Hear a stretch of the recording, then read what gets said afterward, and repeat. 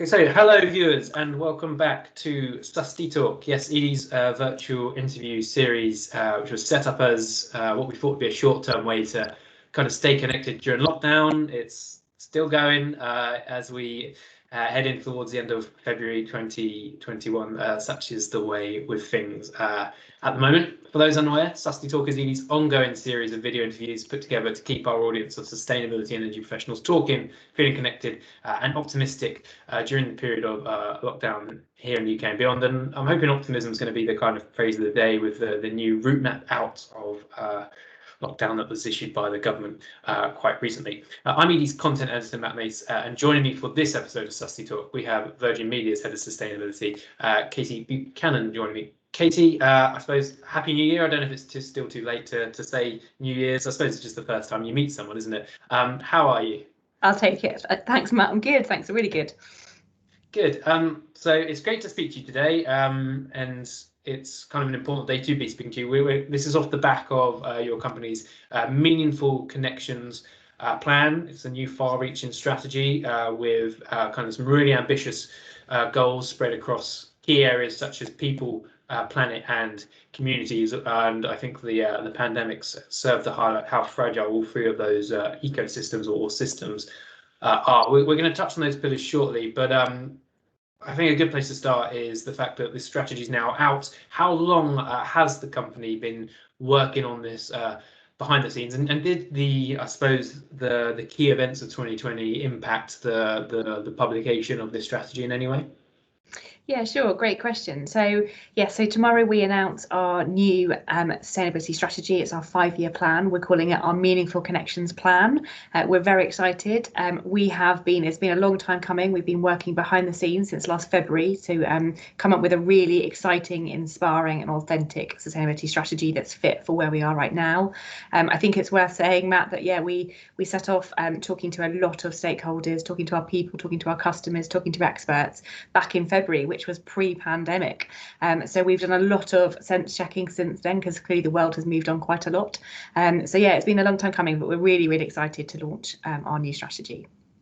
Great, and there's some real kind of meaty targets that I suppose hit them. If we start off with the environmental aspect of the strategy, I suppose the headline part of that is this pledge to reach net zero carbon across your operations and also zero waste by 2025. There's targets to reduce emissions by 25%, transition fleets to electric vehicles by 2030 and sourcing 100% renewable electricity, and also to use 100% recyclable customer packaging with no single-use plastic. So quite a lot for you guys to be focusing on in that sense. Obviously, you mentioned these are targets you've been working on for a while, and we've obviously seen over the last 12 months so many businesses come out with net zero targets. The government obviously pushing companies to do the same and build net zero towards 2050. Were you kind of really, I suppose, as people spoke to you about it, was it kind of hard to, I suppose, almost keep this under wraps, that you have this strategy ready, but you were just finalising the final bits before you could actually start talking about it and say, no, actually, yes, our company is really focusing on net zero as well? Yeah, absolutely. And so we, like many other companies, are stepping up to meet the urgent action that is required to tackle the climate crisis that we're all familiar with our net zero carbon and zero waste operations goal. What we're going to be doing is taking two approaches, so focusing on sourcing renewable energy and continuing to drive down energy consumption. Powering our network in the ground that provides broadband is the biggest area of our carbon emissions. So we know that we need to do both of those things to tackle the climate crisis, which is why we're aiming to reduce our carbon emissions by 25% based on our 2019 baseline, and using renewables and offsets to achieve net zero. So it's also not just about our operational footprint. That's our big focus, but we'll also continue to tackle scope 3 emissions through looking at the life cycle impact of our products, for example, where a big part of our net zero waste commitment also comes in. So yeah, lots of work to be done, but in summary, our strategy is all about built around both climate and circularity. And if our readers want to get more information, Edie, we will have covered that piece on the site, so I'll put a link in the description below to access that. It's obviously a great time to be talking about this though 2021 COP26 still scheduled to happen, and should hopefully take place later this year. How do you think that businesses and sustainability professionals can, I suppose, harness the noise and the momentum that COP26 will create to really drive climate action? Yeah, I mean, it's a key calendar event, isn't it? It's certainly got, I know my senior team are aware that it's happening, and we're having good conversations around it and what does it mean. So I think this feels like a really exciting time to be launching our strategy. It feels really relevant, and everybody at Virgin Media is super excited and ready to just get going. So yeah, it's definitely providing more focus, which is brilliant. And I want to, I suppose, discuss the social pillar of the new strategy with you. I know that it's a really big passion of yours as well, and you've done some fantastic work with Scope in the past, your charity, which you know, I was lucky enough to kind of witness firsthand, and we've written about in the past. And there are some really important diversity and equality targets in the new strategy, and also that goal to connect, I think, 1.5 million people to their communities and each other. And I feel that personally the coronavirus pandemic and lockdown has made everyone, not just businesses, but everyone from businesses, investors to everyday person, really understand the importance of socialness and from a business point of view, social sustainability and what that looks like. Do you think that that's going to be rising up the agenda for a lot of businesses now?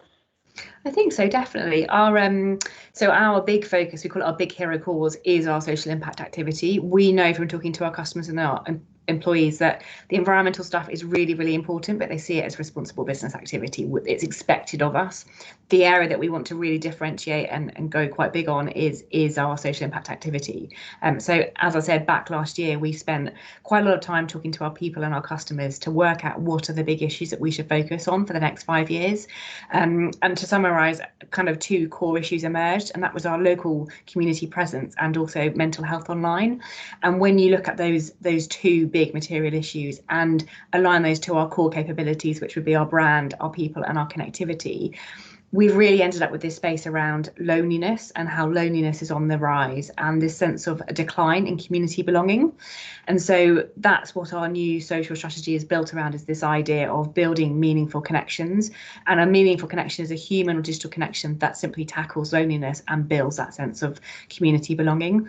So we're really, really excited to get going. It obviously feels that loneliness has become even more pertinent given the pandemic. That's why we've gone out and we've sense checked this again. So just to give you some insight, we've gone out and spoken to some of our customers and also the UK to look at the state of the nation. And one area that we've identified is a group of disadvantaged people that really need help right now is unpaid carers. There's 6.5 million unpaid carers in the UK right now, and there's an urgent need to help. So we are forming a new charity partnership with Carers UK to support 1 million unpaid carers right now.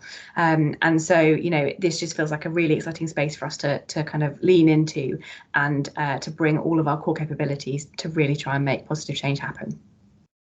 And I think Virgin Media is a great example of how a company realizes how its products and services can really impact social sustainability, and certainly in that aspect of loneliness. And it's great to see the kind of the sense check words they use there to identify those areas. I think for a lot of businesses, unlike the environmental aspect, there's perhaps a lack of defined frameworks for how they can really take their role in tackling social sustainability. There's no science-based targets, there's no net zero movement in social sustainability, at least not that I'm aware of.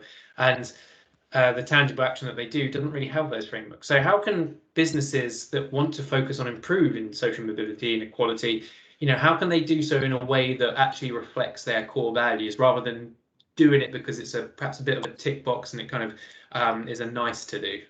Yeah, well, I guess also what comes into my mind, Matt, as you're talking is, I think right now charities across the UK are quite frankly in dire straits. I think I read a stat the other day that 1 in 10 charities are facing bankruptcy, and so I really feel more than ever before businesses have got a really clear role to play in coming together, forming partnerships, coalitions to really try and change the game. So I'm absolutely, convinced more than ever that partnerships power change, and we've got to partner together to really really try and tackle some of these bigger societal problems that we're facing right now. I think it makes it even more relevant, and it's even more a wake-up call to businesses, I think, to come together quite urgently to support charities. No, that's some brilliant advice there, Katie. Thanks for that. And I mentioned at the start that I at least feel there's an air of optimism at the moment with what's going on with the roadmap, the success of the vaccination rollout, for all the questions you want to ask of the government, and there's certainly a lot. I think the progress they made in that area is great. And further afield with the US re-entering the Paris Agreement, it kind of feels light at the end of the tunnel, I suppose, and hopefully 2021 is a year of optimism. And with that in mind, I'd like to ask you what you're most optimistic about in 2021. Well, that's quite a big question. I guess the thing that I'm really optimistic about, but also really excited about, is so as part of our new strategy, we're enabling our Virgin Media employees to get out there into their local communities. We know that a meaningful connection needs to be built over time and needs to be built consistently. So we're changing our volunteering policy from 1 day's paid leave to 5 days paid leave, which we feel is really important right now. We need to get out there and we need to tackle loneliness and build that sense of community belonging that I've just spoken about, to really galvanize and bring together our people. So that's what I'm really excited about, is really unleashing the power of Virgin Media people to get out there into their communities to really build those meaningful connections.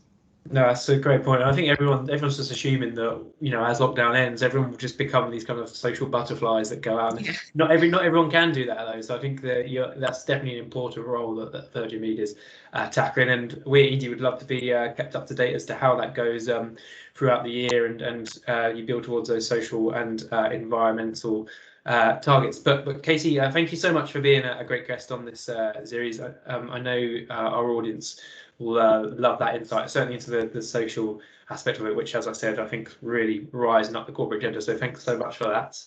You're welcome. Cheers, Matt.